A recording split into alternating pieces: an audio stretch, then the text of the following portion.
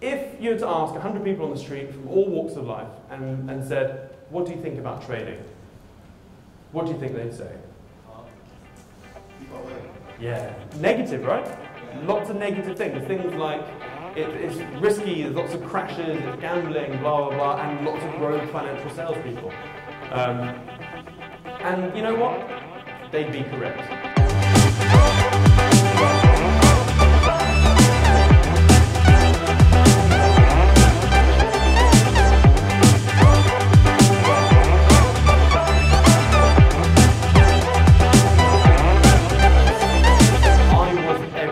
Every horror story you've ever heard, that was me. I've generated every horror story. I was broke like 5 years ago because I made a few silly moves, and then I decided to basically trade my way out of it. And I had to basically, everything I made every month was to pay the rent, the utilities, and then it worked for about 3 months, and then I got screwed over, and then making payment plans with energy providers because you can't pay the freaking utility bills. It's painful. So yeah, all the horror stories are true, and I say at least 96% of the people on the markets lose money consistently. So it's my job to, if you do get into this, it's my job to get into that 4%. Even if you're making 5% a year, you're still not losing money, which is good. And the thing is, a lot of the reasons why people are scared of the markets is because of crashes. They look at the tech bubble crash, the 2008 crash, and I don't know, the 1929, all these crashes, and they're like, oh my God, that's horrible. But the thing is, I want to convert you. I need to let you know that market crashes, especially global market crashes, are the best damn Christmas present you could ever ask for. They are amazing, okay? Do not bury your head in the sand and think, oh no, it's bad. They are the best things that could ever happen to you. And you can leapfrog yourself in terms of net worth like that. If you're prepared for it. I see a few people ready to leave. Sorry if I've annoyed you. No.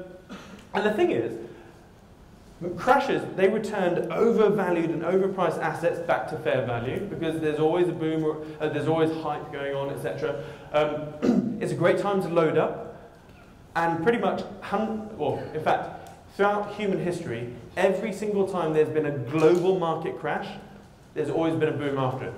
You always have booms and busts, booms and busts. So just use history as history is actually a good indicator of what may happen. And the thing is, if you have a crash, great, load up, buy freaking everything. In 2009, I was screaming on Facebook going, buy any stock you want, just whatever, we're going to have a boom soon. And look at what happened from 2009 onwards, it's gone like this. And I had loads of people saying, oh, you're catching a falling knife and all those silly things. But and the thing is, bad policies are often fixed through crashes. It didn't in 2008, unfortunately. They literally just put like a plaster over cancer. So we are going to have another crash. And the next crash, which will happen in the next couple of years, will be at least 10 times bigger than 2008. I can't wait. I'm going to end up buying a village. Yeah. And the thing is, the way that we trade, whenever I make some money, I'm not stealing it from like a pension pot or anything. It's a zero-sum game. If I make money, all I'm doing is I'm basically winning trades from other people. The money I make is not from a pension fund or people's life savings. That's where a lot of people hate traders. Because there is a form of trading where, yeah, you're basically screwing over the pension pot. But not me. It's a zero-sum game. We're all traders here. My job is basically take your money. That's it.